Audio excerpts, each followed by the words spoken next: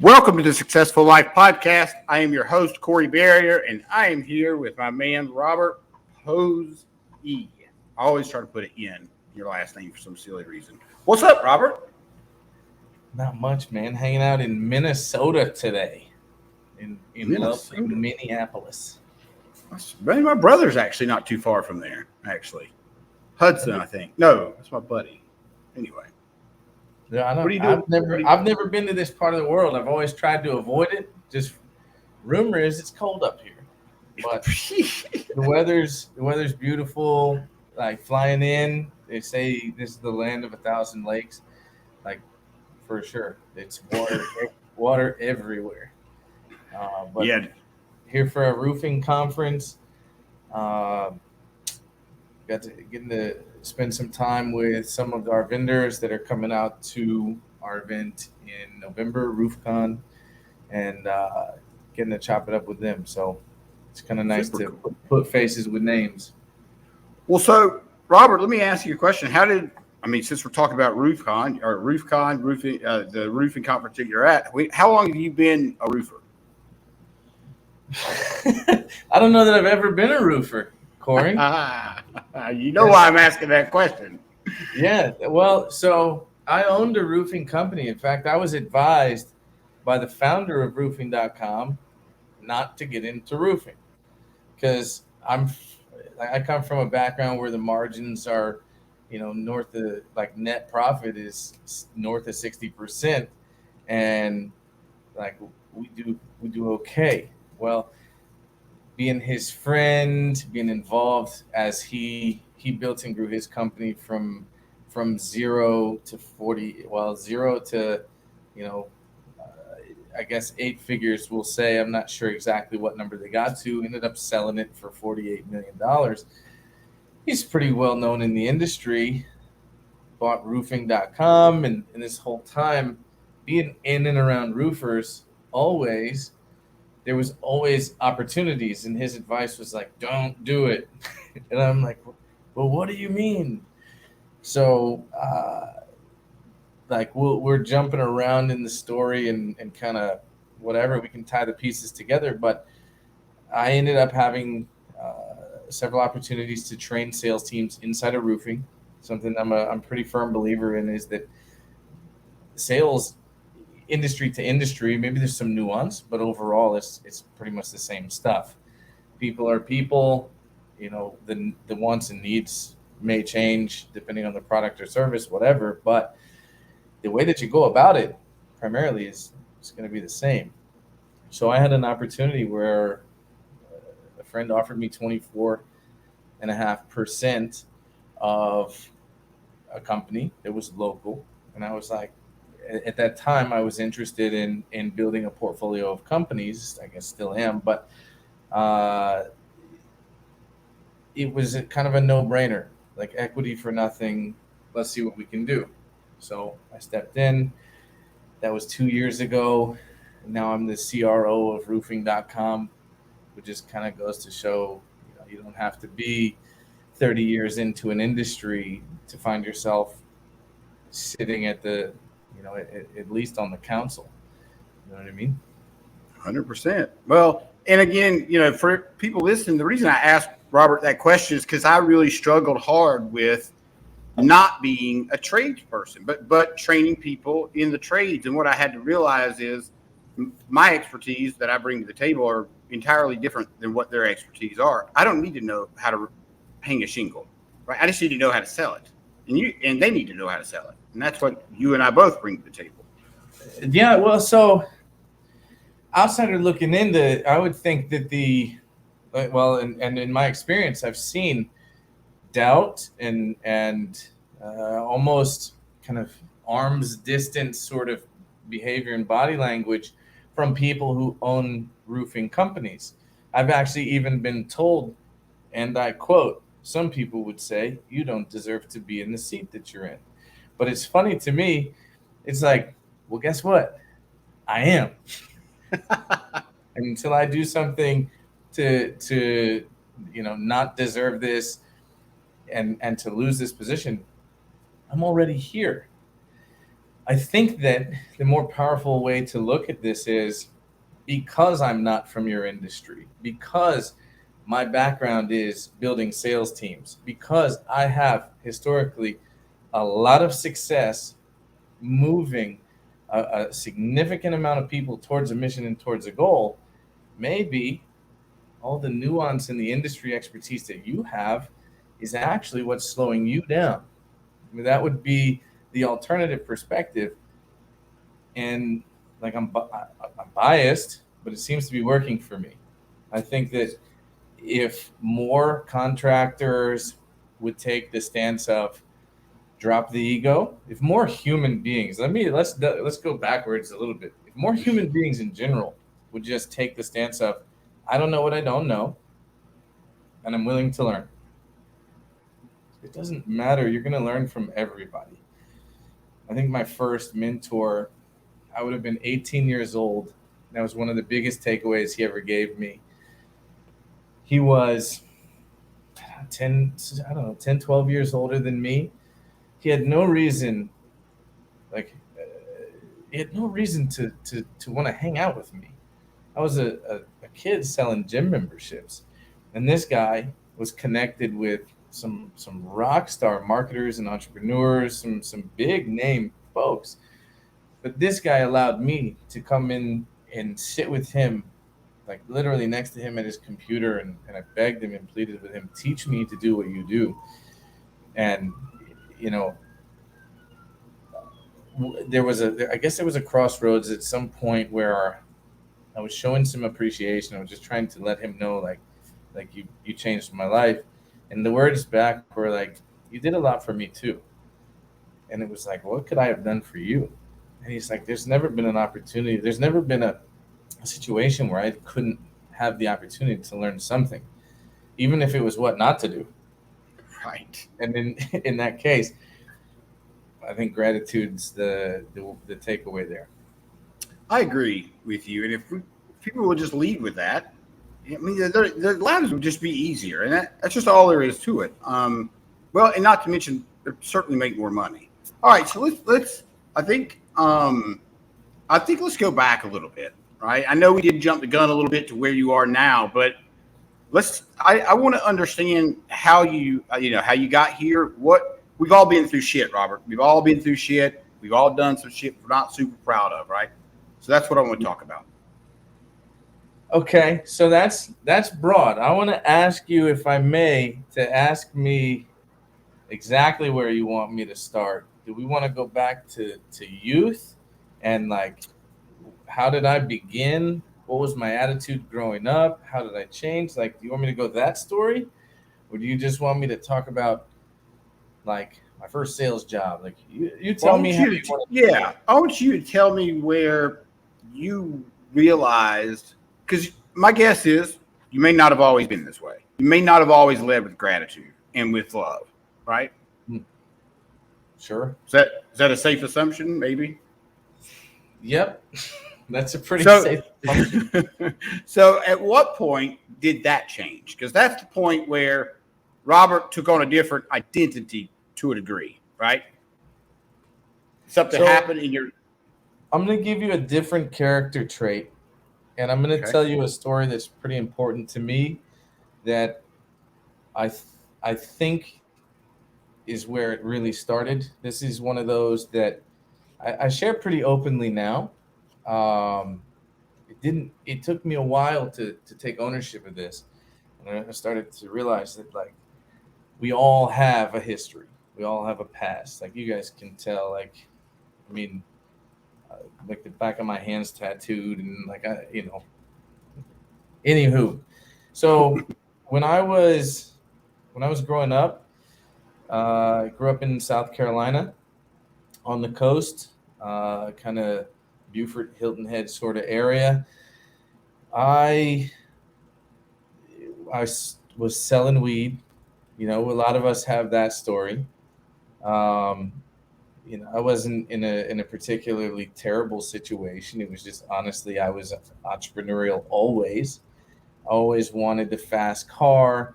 I always wanted to, it was a McLaren for me. I wanted a silver, the center drive McLaren. I think it was like $1 million back then, and I knew this is how it started. I knew I had to make $1 million because that car cost $1 million. that was the whole motivation. Well,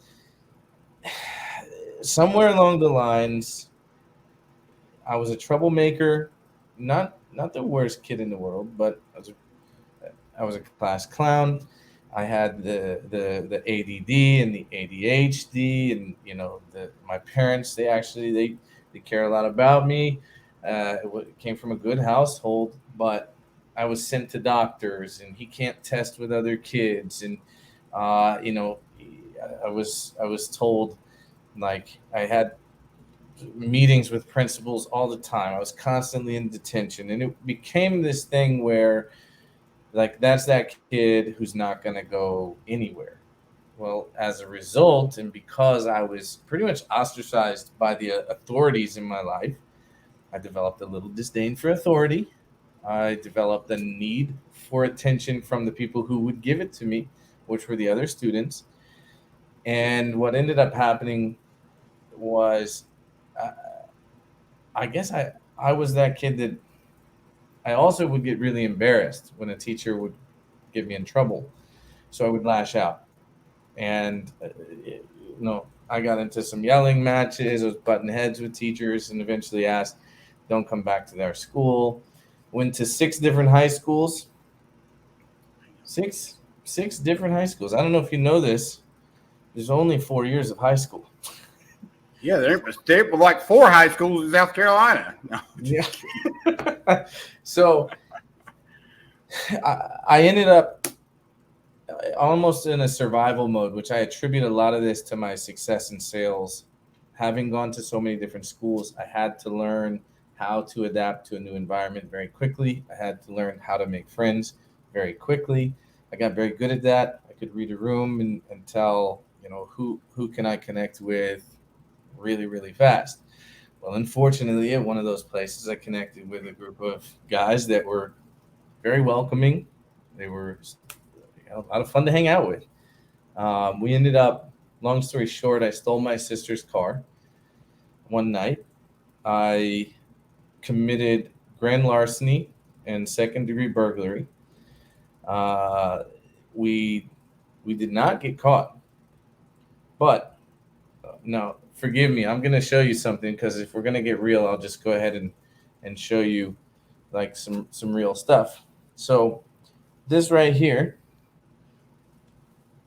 I earned this I guess it would have been May 17th, 2005.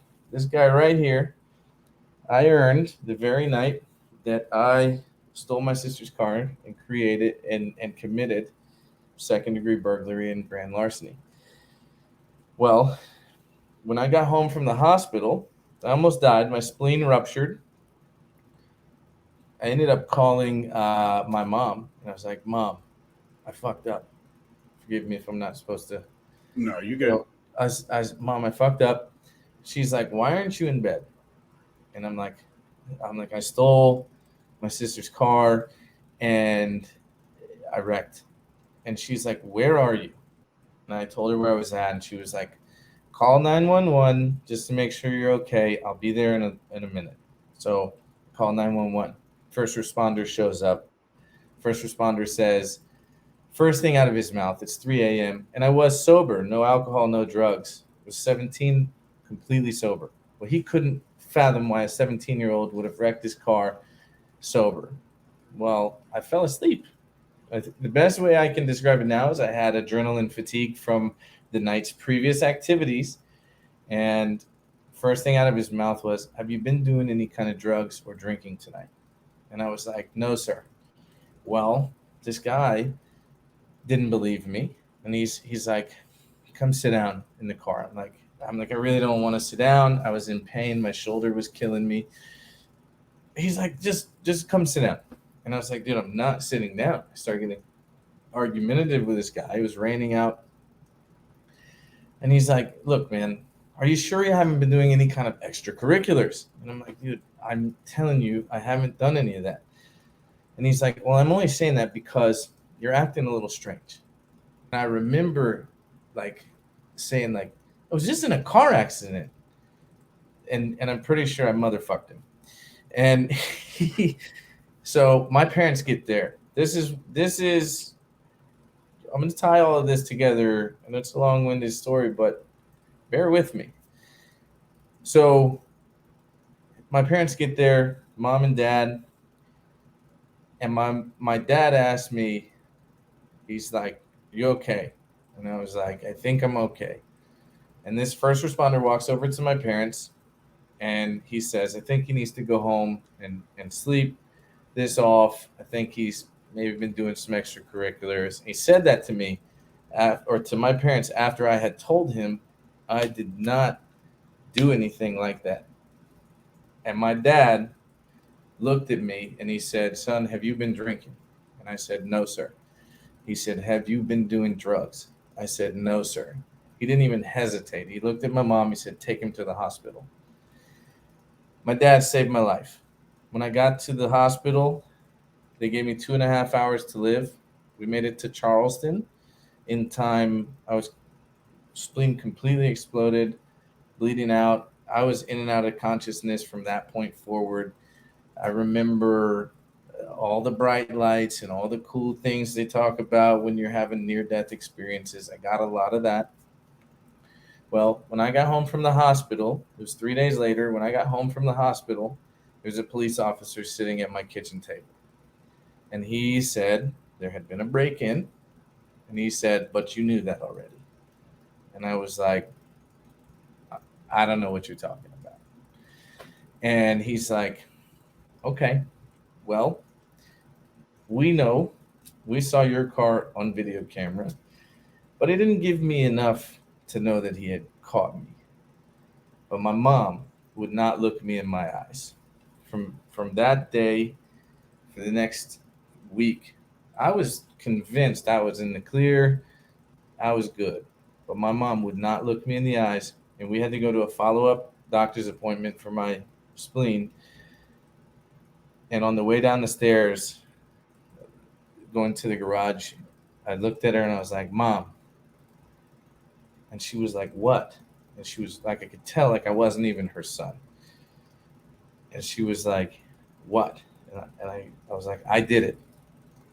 And she's like, "You did what?" And I was like, "It was me." And she said, "I know." And I was like, fuck. Like in that moment, I realized how much pain I put her in. I realized my parents, they know the whole time. These are people who raised me. And that was the day I committed right then in my own head. I never really declared it to anybody, but that was the day I decided that I was never going to lie, cheat, or steal ever again. That was the day where I found integrity. And that's, I think, one of my biggest principles, having that foundation. The reason I've been successful in sales is because I refuse to be dishonest. And when you lead a conversation with that much conviction, the people on the other end, they absolutely know without a shadow of a doubt that this man's not lying to me. So I hope that kind of ties that story, at least that first bit of story, together. For sure. The important part of that, I think, is it wouldn't have done you any good, right, to continue that lie. But we, as human beings, lots of times we'll sit in that pain for a good while, right? Even if we know, and we're Years. intuitive, right? Absolutely, years. Oh, look, there are people watching this right now or listening to this whenever it goes out that can identify with this because there's somebody in their life that they haven't forgiven, or there's somebody in their life that they're shitting all over, or there's somebody in their life, maybe it's a wife they're cheating on or something, and then you got to make that stuff right because it'll eat you alive, dude. You know what's one example you didn't mention just then is forgiving themselves. Yeah. So man, we talk about this. I don't know. Did I share with you the emotional frequencies chart? No. Oh my God. I gotta I don't know if we can do it here or not, but I'll describe it briefly to you. The emotional frequencies chart, it starts with expanded and contracted emotional frequencies. So scientists actually can measure thoughts and emotions, right? But this is Mhm. not that foreign of a subject to a lot of people these days, but they're measured in hertz wavelengths, like light, sound, vibration. It's all the same. Like, I just didn't vibe with that person well. Vibe, that word, Right. vibration, is exactly that. So at the bottom of that chart, in the most contracted of emotions, is guilt, and then right below that, shame. That those two things, when you haven't taken the time to clearly define who you are, it's very easy to live without bumpers or guidelines to create certainty and conviction in your life. It's very easy for you if you break outside of what you inherently know subconsciously to be in alignment with you. You start behaving outside of that because I don't know, you saw something on MTV that said that you needed a Rolls Royce or something. I don't know, whatever it is. That's when we're out of alignment with those thoughts. That's when we find guilt and shame. Sometimes it's very simple, very hidden, very easy stuff. Sometimes it's cheated on your spouse. Sometimes it's committed a crime. Maybe you yelled at your kids because you were on a sales call and there was a deal on the line. That's one I've been personally guilty of. But when you start doing those things and you're out of alignment, that's when that emotional frequency bullshit, that head trash, gets in the way of productivity. So I think creating some definition for ourselves is a pretty good place to be. Yeah, I agree with you. And here's the other thing about energy, and that's what we're talking about: frequency, energy. If I have bad energy and I show up on a sales call with you, and call it whatever, it could be right. And I show up on a sales call with you, you're going to feel that, right? People don't realize that, but you're going to feel it. Yep. Well, that's the expanded and the contracted.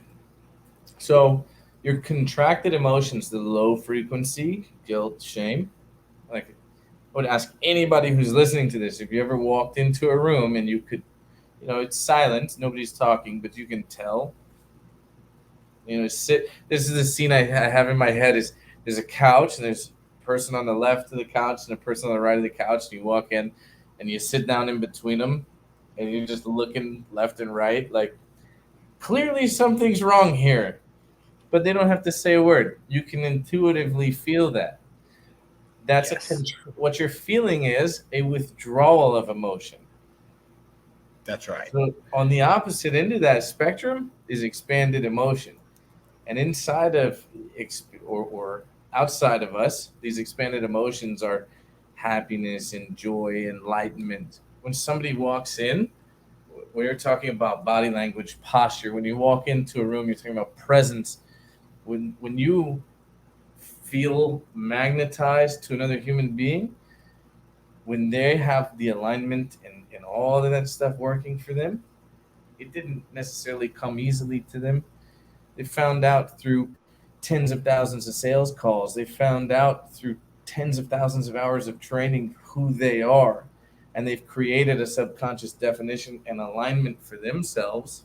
And they've made enough mistakes and caused enough problems. They found out what works. And so now they can hold their chest high because they're pretty well aligned. I genuinely think that those are pieces that are negated. They're left out. Well, I agree with you. The other thing too, like here's a great, and this is a perfect example. You and I met through just, I don't know, you saw a post of mine, you reached out. We didn't really start off necessarily on the best foot because I really didn't know. Like I thought, well, who the hell is this person? But You hit something that well, told me. Well, I'm a sales guy. But I'm like, there's something about this guy that I need to talk to him about. And I really didn't know why. I didn't know why. And then once we got on the call, it all made sense. And there's been there's no work. We don't have to work to understand this is going to work. Whenever you just know, but it's alignment. I'm just expanding on what you're saying. Like, alignment goes in all areas of your life. It's not just in necessarily in business, but when you are aligned in business, guess what? Most likely you're going to be aligned at home, or vice versa. Sure. And I think that human beings have this tendency these days to lean towards the negative, distrust, or I'm tired of spam calls. In some cases, another person sliding into my DMs prospecting, and all of us are guilty of kind of putting our hands up and being like, whoa, hang tight, brother. I don't know you. I did it to a guy yesterday, and he reached out to give me like the best news. He's giving me a domain name for free that's like a perfect domain name that I need. It's the salesprofessionalsgroup.com. He's reached out to give me that domain because he owned it. And he messaged me, and immediately I'm like, I even made like a snide joke. He was like, I'm reaching out to make your day better, hopefully. And I put, uh-oh. And then I immediately put, I don't take handies from strangers. And then he messaged me, and he kind of like toned me down. He brought me back to earth a little bit. And I was like, that was a joke. I'll take a handy from anyone. So, did he laugh at least? No, he didn't even laugh. It was a joke wasted. So, but the very next message was like a book, and he was thrilled about the group and kind of seeing what's transpiring inside the group, and he was like, I feel like the domain name was in good hands. I want you to have it. And it was like, what? Like, wow. But I think to that alignment, if we just put our guard down, let me say it this way. I studied a lot of the dark arts. I studied the persuasion. I studied the psychology. And when I was younger, I'm 34 now, when I was 18 years old, 18, 19, 20, I really started absorbing everything I could. At the time, it was because I wanted to be able to sell anyone. If I was talking to you, I wanted to have inside of my arsenal the ability, pardon me, and the tactic to close you for personal gain. Everything was about service to self at the time. Since then, the more I've studied it, the more that I've practiced it, what I've realized is through that integrity, like through that character development and realizing body language, it's like, when we're talking eye contact, when we're talking a proper handshake, I was studying the smell of humans and how that determines whether you're going to have, like, I used to smoke cigarettes. I learned very, very young, if I had a meeting, I could go without a cigarette if it meant I could close the deal. I put on a fresh shirt because I knew how important that was. So what I realized, though, fast forward now a decade, and the more I've studied it, the more I realized that all of those tactics, all they've simply done is made me a better listener. That's it. I'm just better at listening. I'm better at asking questions. I'm better at hearing the thing that somebody's trying to say but hasn't yet been able to say. Because my job, in my opinion, the definition of sales is two parts. That's it. Number one, identify the need. Number two, match it to a solution. If I can identify your true need and match it to a true solution, call it pain, call it a problem. There's different coaches call it different things. If I identify the thing you're missing and I match it to a solution that solves that, we're there. We arrive hopefully at a conclusion that benefits you and benefits me. That's it. There's everything else is mechanical. There's pricing, timeline, whatever. Those are things that I just have to deal with as a salesperson, and I'm going to ask you questions in order to determine if you and I have the same expectation. But when we look at sales and we look at business, everything is just, if we just focus on being good humans, identifying needs, matching solutions, we end up being pretty good at sales. Yeah. Sorry, went on a tangent there. Whenever people, the issue, and you mentioned this earlier, if you get into sales for the money, which most people do get into it for the money, if you stay in it for the money, you're probably not going to be in it for very long, because that's, like I had those same issues, right? I would move from one thing to the next because there's potentially a better opportunity, and it doesn't really pay off. Like, you got to stay in. I've always been in sales, but anyway, you get the point. The point is now, is what you're saying, and what I'm trying to say is that it's not about how much money you can extract from somebody. And that's where people go wrong. The greed sets in. And it is, look, the money's part of it, of course, but it's not the only part of it. The mission, and my buddy Callie says this, the money makes the mission happen, right? The money is not the mission. Yeah. The mission is, right, the money makes I the agree mission with that. happen. So, yeah, I agree with it totally. Hunter Ballou talks about impact over income. You're right. You have to have the income in order to make the impact. But what's one of the big problems as a sales manager? What's a big problem that you run into is sales slumps, hiring phenomenal sales reps. It's basically consistency, scalability, these sorts of things. When you look at the human element of sales professionals, you've got human problems. Right? You're going to run into emotional fatigue. You're going to come into highs and lows, and there's different triggers, and there's all these things that happen. So Simon Sinek, he has the book Start With Why, which became a massive point of discussion in the last 6-7 years, when that book and his little YouTube videos and his TED Talk came out and all that sort of stuff. Became the most popular subject in the business world. Well, if I'm trying to build a sales team, you need to identify where you're trying to go with it. I think that a couple of words that should be used more often in business and sales is it depends. Quote, it depends. How big do you want to grow your sales team? It depends.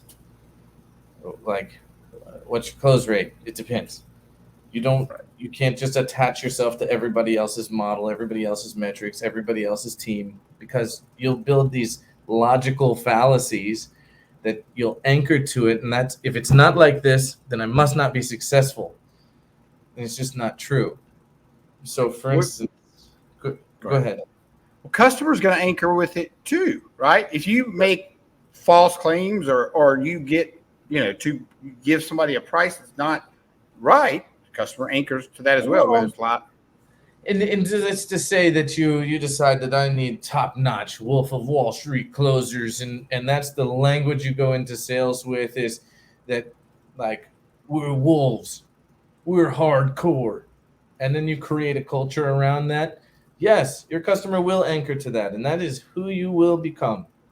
And this is where scalability becomes a problem, because sure, you can have top-notch closers and they'll to the moon. I was sitting at dinner with a group of guys. They have one closer who stands out far and away above the rest of their team, the entire rest of their team.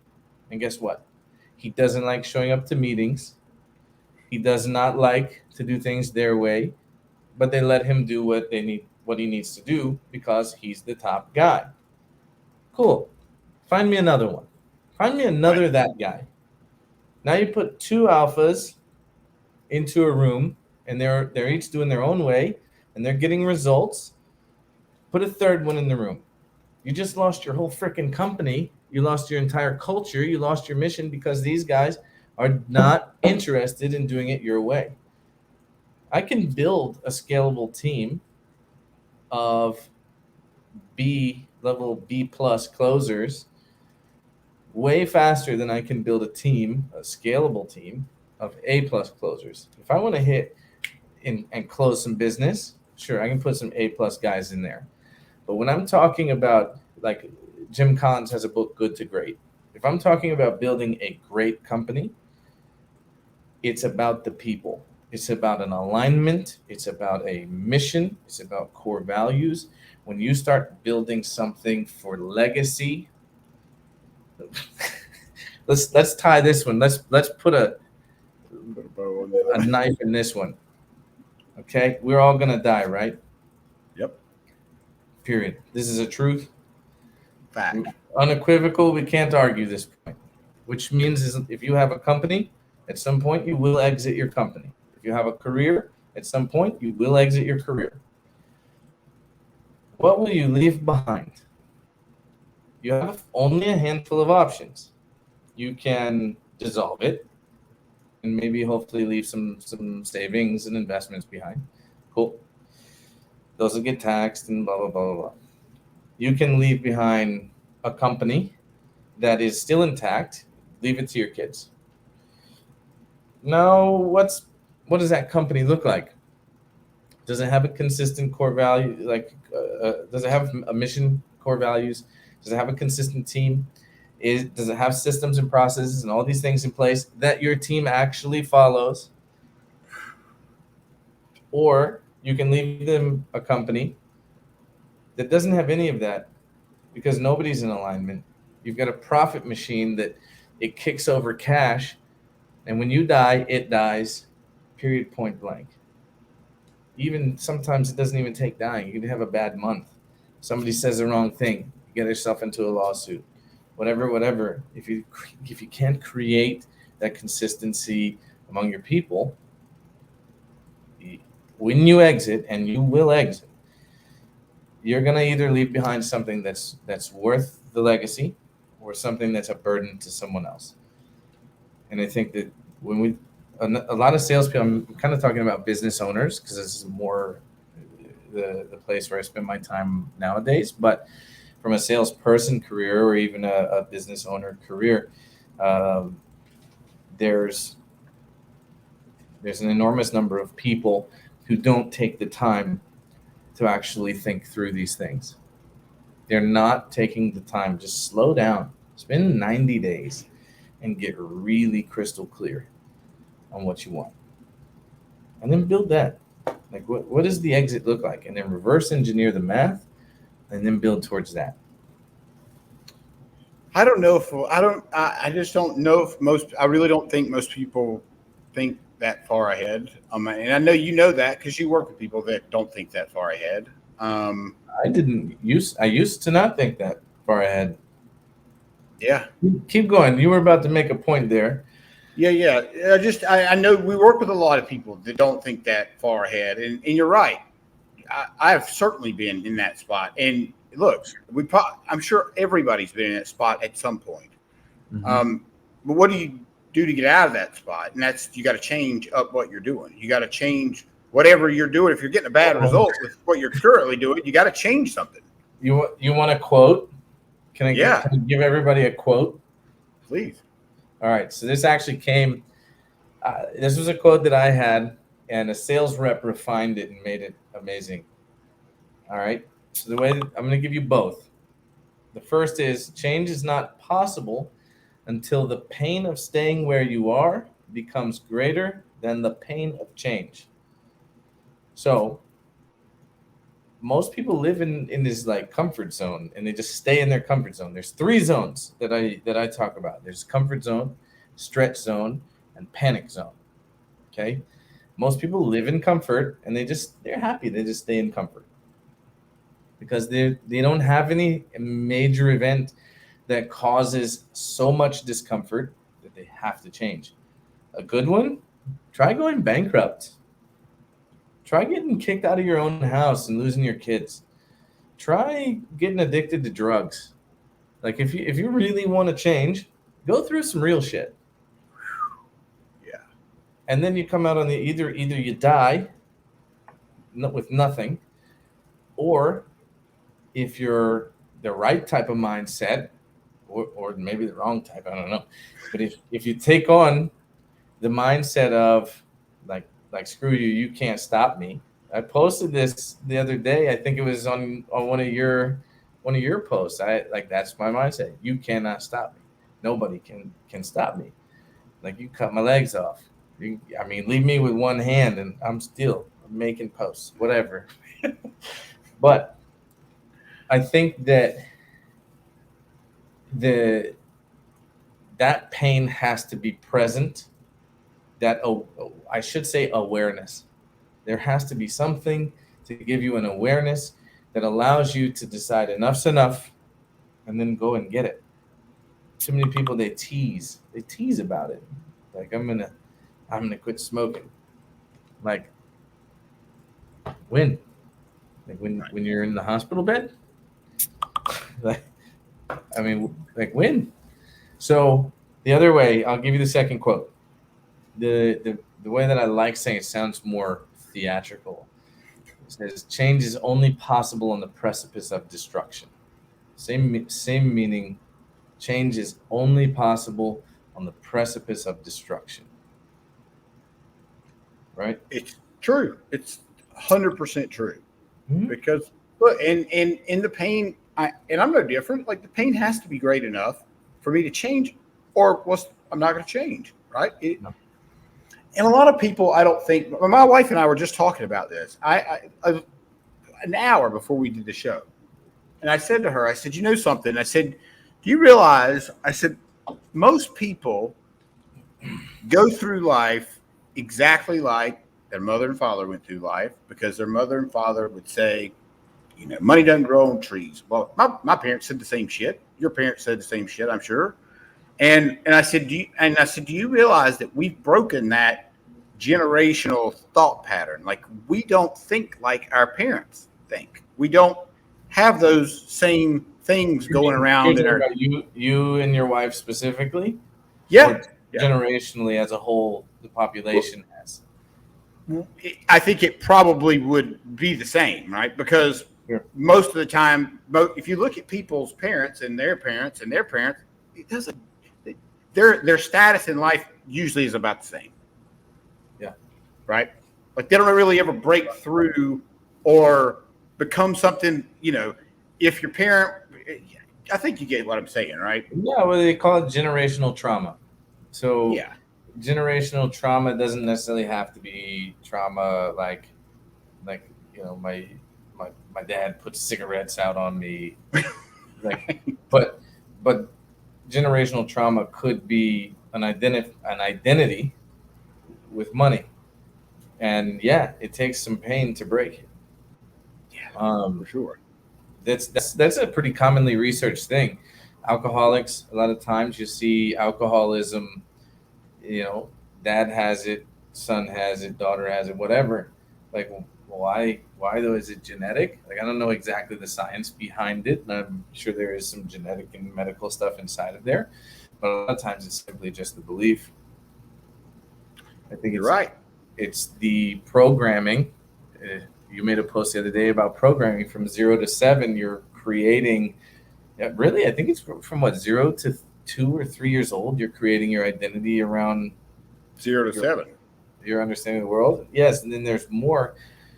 It unfolds from 0 to 7 years old. You've created a pretty good foundation of who you're going to be from 0 to 7. So a lot of that you could attribute to circumstance. Sure. But then at some point we learn how to reason, and we have to start asking questions. For me, it was middle school. I started realizing, like, a lot of the stuff that's being told to me doesn't feel right to me, and I have questions. And it was a lot of, like, you can't ask those questions. And it was like, but I still have them. You're not gonna answer them. I'll just ask somebody else. So Yeah.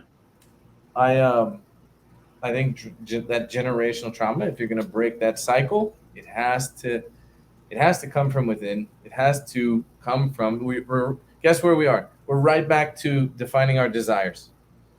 What's our end Right. game? If you want something different, define it.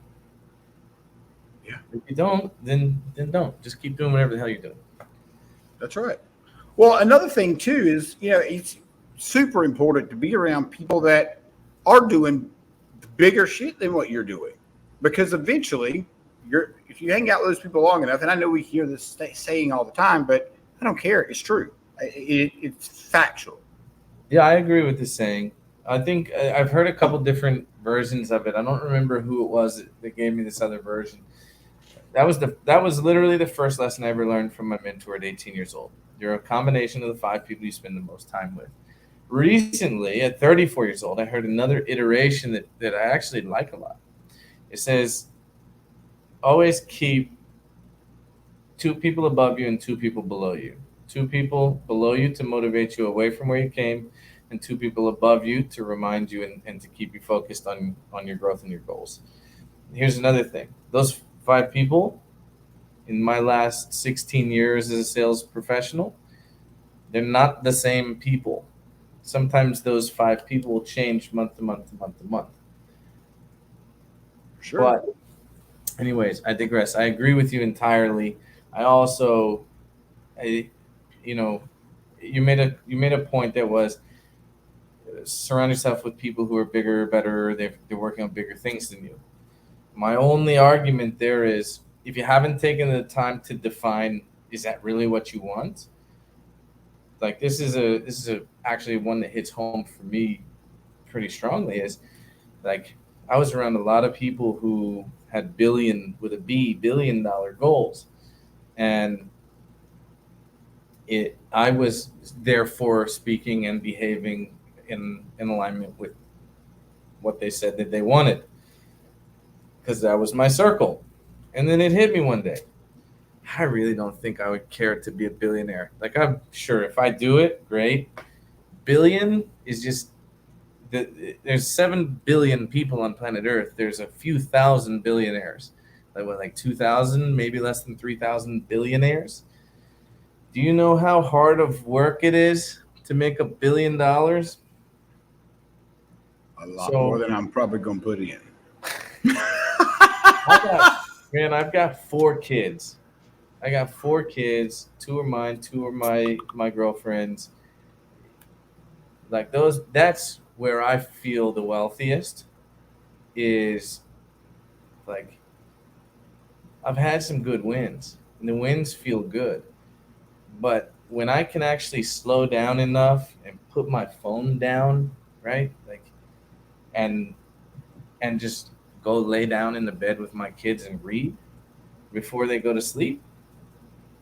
Sometimes, man, I feel like I've been stolen from when I miss little moments with my kids. We made tie-dye shirts the other day in the driveway. I put out a plastic table. We got the tie-dye kit. And I got like a text message, and it was work related, and I looked at my phone, and it was just important enough for me to avert my attention just to get a quick answer out. And I just missed, like, my kids started cracking up, and I missed what made them crack up. I feel like I missed a portion of that. Well, that work-life balance stuff is hard to come by. Like, yeah, I think that there's levels to it. It's something to be practiced. Does it exist entirely? Maybe, maybe not. I don't know. But I have missed moments, and I know that the road to $1 billion involves a lot more of those missed moments. They're like, and so I'm gonna circle back one more time. Okay. I'm 34. My youngest is 8. Okay, so I have 10 years before they're out of the house. I'll be 44 years old. I think Steve Harvey didn't become a millionaire until he was in his 50s. I think Warren Buffett didn't become a millionaire until he was in his 50s.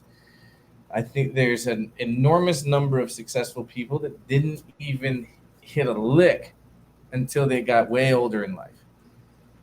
I'm not saying you have time, because if your goal is important to you, you don't have time, you should be chipping away at it every single day. But I've been chipping for 16 years and I've identified what is important to me. And I got 10 years to spend with my kids. You get 18 summers with your kids. That's it. And I'm a divorced dad. So mine split time at another house. So realistically, I'm getting like 9 summers. Right. You know what I mean? So it's, again, it depends. If you I can go ahead. I think it's a discipline thing too, because it's I have, Lana's my, she's not biologically my daughter, but I've raised that child since she was 3, so she's my kid, right? I mean, she's 13 now. But there's, it is. Look, I'm super guilty of choosing to do work over anything else. And that's just where I'm at right now. And like, I'm building and I'm doing things that you know what? I guess I could justify it 7 ways to Sunday why I do the things that I do, but ultimately I do them because that's what I want to do. It's deep. Bingo. So right there. So let me ask you a question. Mm-hmm. Are you fulfilled by your work? Do you like I what love what I do. I love it. I love it. Perfect. So there's, again, it depends. For me, I also love what I do. So a lot of times I don't feel like I'm working. Here's the other thing. A lot of people, here's a controversial statement for you. A lot of people, when you ask them, what's your why? Oh, I do it for my kids. Like, fuck you. I love my kids, but they're not why I do what I do. I do what I do because I like doing it. I have to stop doing what I like doing a lot of times to spend time with my kids. The thing is, I love them in a way that I don't love my business. It's 2 different types of love. One is a really cool passion, hobby. It's fulfilling to me. My kids, I'm in love with. These are my human beings. And like, I don't know, man, like it's just two totally separate things. It's not an argument between one or the other. I'm gonna have both. Right. Period. And the reason I'm divorced is because my ex told me I was Peter Pan. Every time that song by Kelsey Ballerini came on, it's called Peter Pan. I don't know the lyrics. Something about lost boy, and it's never gonna grow up. And it would come on, and my ex, like, forgive me, kids, if you guys ever see this, but my ex she would be like, "Look, your song's on," and she would say it all demeaning. And this is the same lady who told me that she supported me in all of my endeavors. That seems a little bit odd. Yeah. Well, I'm divorced now, and the the thing for me, she never could understand. Like, I'm gonna do this. I'm passionate about this. I love talking to people. I love helping solve people's problems. I'm still, to this day, I'll take a 1 hour phone call with anybody. Sometimes I regret it, but I still I still do it because I love helping people, even if I have nothing to sell to them, because it's fun. I love discussing sales and human beings and growth. And if at the end of the day I gave you a nugget, then that's enough. It just so happens that if you give enough nuggets to the right people and also attach a dollar amount to it, sometimes you make good money. But that said, those are both non-negotiables: business and my kids. This is not my why. My why Right. is my why is freedom. My why is because I'm not interested in working for other people. My why is, if I want to go to Florida today, then I'm gonna go to Florida today. And and sit on a beach and drink a fruity cocktail.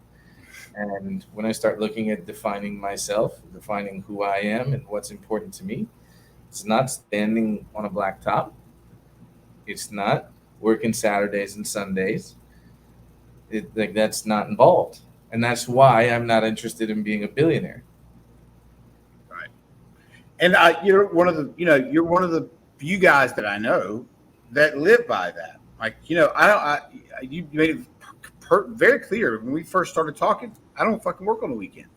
And I thought, well, what does that really mean? I don't work on the weekends. I don't really know what that means other than maybe he doesn't go into his office. And the reality is that I was so far off. It meant you don't work on the weekends. Like, you're with your kids and you're hanging out and you're present. And like, you showed me that because we've had conversations. Maybe you didn't want to have the conversation, but we did on the weekend. But it's not been once or twice because I respect that. And I respect that, that you focus on that, because I just don't see it very often. Well, in my life or anybody else's life, to be honest with you. There's a mentor of mine a while ago, Nick Peterson's his name, phenomenal content. He's a very, very logical thinker. I believe he's if I remember correctly, he told me he's on the spectrum. Like, he's kind of awkward dude to talk to. He doesn't smile a lot, but incredible thinker, like a modern philosopher. So we're talking about this concept of boundaries. What he created a book. It's a very short book. I think you can download it at like bumpersbook.com or something like that. I'll plug him there because it's valuable enough that everyone should have it. So the idea is a bowling alley, right? What's on both sides of the lane is gutters. Okay. Once the ball goes off in the gutter, the odds of it coming out of the gutter is pretty difficult. So we all start, we're the ball, and the pins are the goals. You got 10 pins down there. You're going to assign all these different attributes or whatever goals to each pin. You're going to roll this ball down the lane of life, and hopefully, if you're not too far off course, you're going to knock some of these pins down. You're going to hit some of your goals. You got to be real clear on what those goals are. And then those gutters, if you're off at this end of the lane, just this much, by the time you get all the way down here, you're in the gutter. Because you allowed little things, you allowed it. You never took the time to define what are your bumpers. So when a kid bowls, what do? We go and we put the bumpers up. And if the ball's off, it could be off super far off. It could be off all the time, but it's going to bounce. It's going to bounce, and it never goes in the gutter. Unfortunately, these bumpers are metaphorical. Right. There's nothing that's actually going to stop you from breaking, because we're humans and we make mistakes. But an example of a bumper, if my kids get out of school at 3 p.m. and they've got to do homework and then they want to play, and I want to spend quality time every day with my kids, I shut down the calendar at 5 p.m. Somebody from work calls, huge business opportunity, $1 billion business opportunity. And they say, I need you to take this call at 7 p.m. But my bumper is 5 p.m. This is why I have to decide, do I want to be a billionaire, or do I want to die and my kids know who dad was? Do I want them to look back and say, dad always played with us? And I mess up. But here's the point of this. I bring this up because, number one, we need to define our bumpers. Thanks, Nick Peterson, for that. But number two, I guess, is if we're not clearly defined, we're going to find ourselves in the gutter. Everybody's going to get into the gutter at some point. The purpose of this bumpers exercise is not to say you'll never be in the gutter. But let me ask you this quick question. Let's say you got into the gutter. Did your goal change? Nope. No. What has to change? Me. You. The behavior has to change. If you're not defined, you're going to be moving down this lane. You're going to get toward the end of the lane. It's going to be too late to change the behavior. You're going to run out of runway or lane. So the sooner we take the time to define what's important to us, we can get really clear on what we want to do with our career. Yeah. One of the things that I think that'll help people clearly define what it is they should be doing is what is it you're really good at? And it doesn't even matter what that is, right? Sure. And this is why I stay in this lane, because I am good at what I do. And I can help anybody that I come in front of. Like Justin's like, man, Robert's pretty good at sales. I'm like, I got that, dude. No, dude, but really, like, I love it because I love seeing people. And it's really cool when you can change a sales team, or you can just change one person on a sales team and see them change their life and their career. Because guess what? When we change that one person's life and they can increase their revenue or increase their personal income, you have effectively changed their whole life. Sure. And that shit's important. Yeah, 1% better every day. I forget who says that, but somebody. Ed Milet. Is that him? 1% better every day.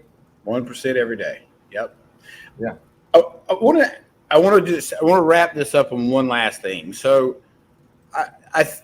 the bumper exercise that you talked about in the 5 p.m. and not taking the call at 10, I think that's very similar to two things: setting expectations. If we're talking to someone else, it's really important to let you know, just like you let me know, I don't work on the weekends. That's setting expectations. Now, you don't have to deal necessarily with me calling you on a Saturday and a Sunday, because I understand what your expectations are. Sure. The other part to that is, I'm probably going to forget it now that I said that. It's keeping our promises to ourselves.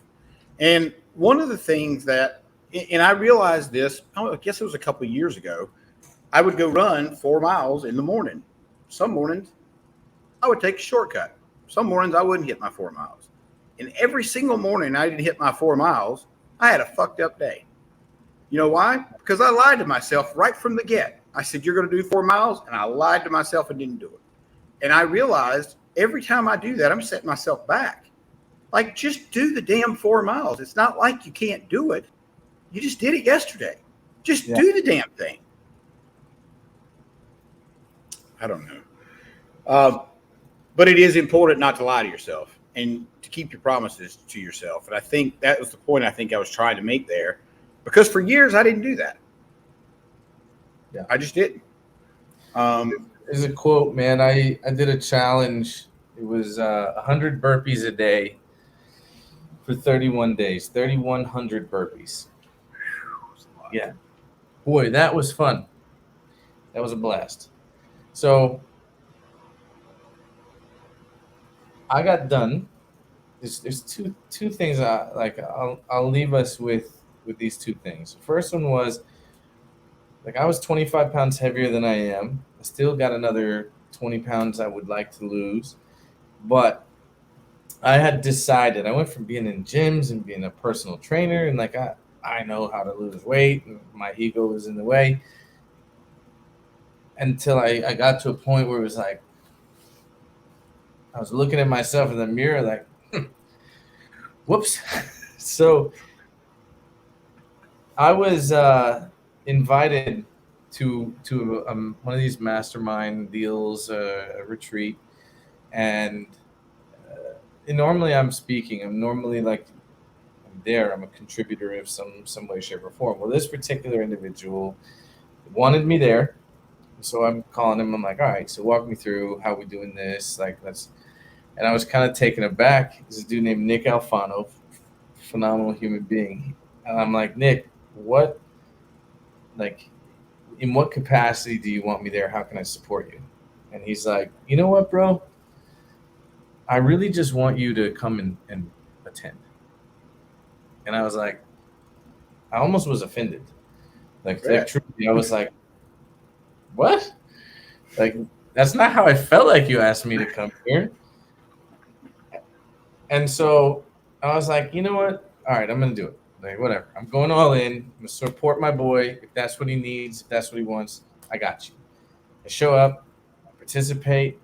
First exercise, he's got us drop down into a plank. Everybody, I was like the second person down. So everybody was competing. Who's gonna stay the longest?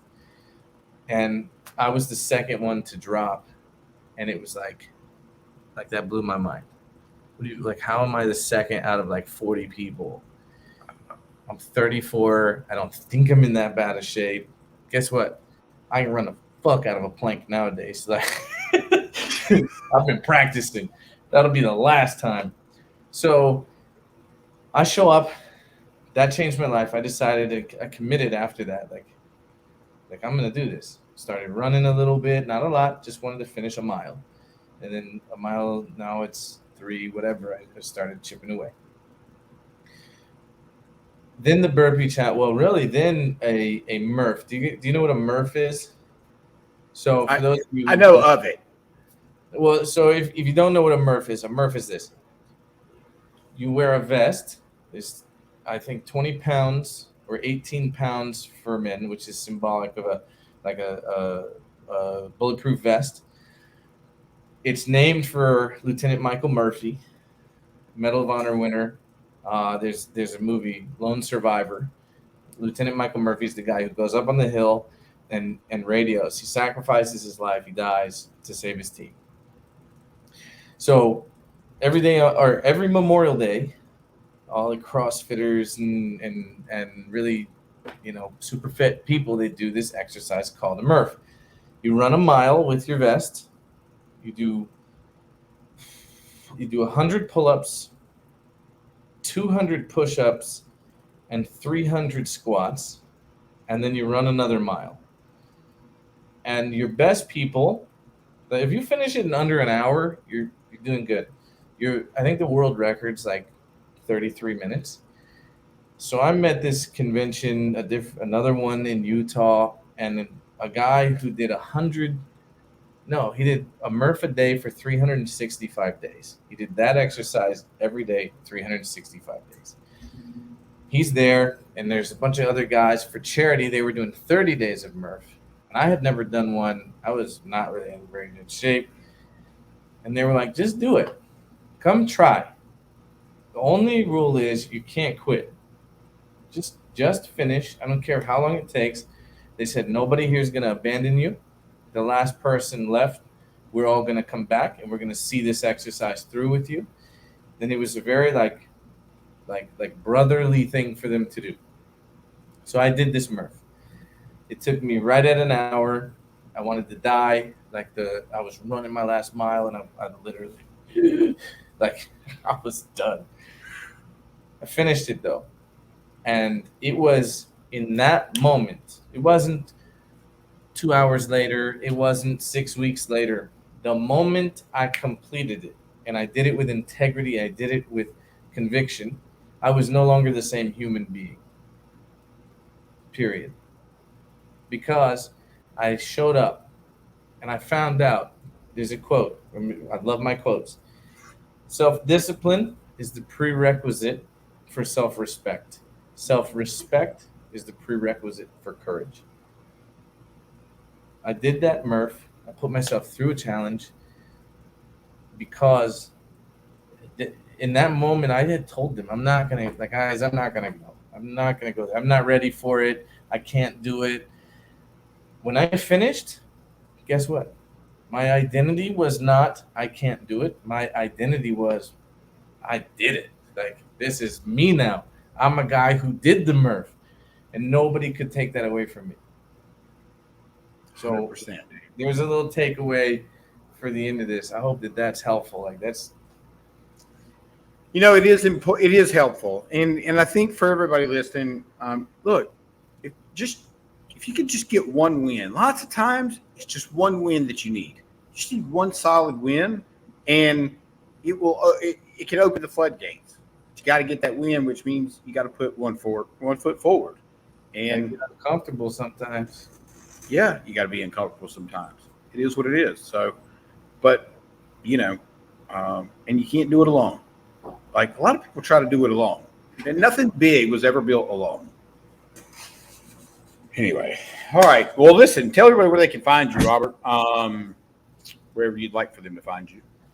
Man, I mean, I'm not like I'm accessible. Hit me up on a profile on Facebook or LinkedIn, wherever. That's the easiest way.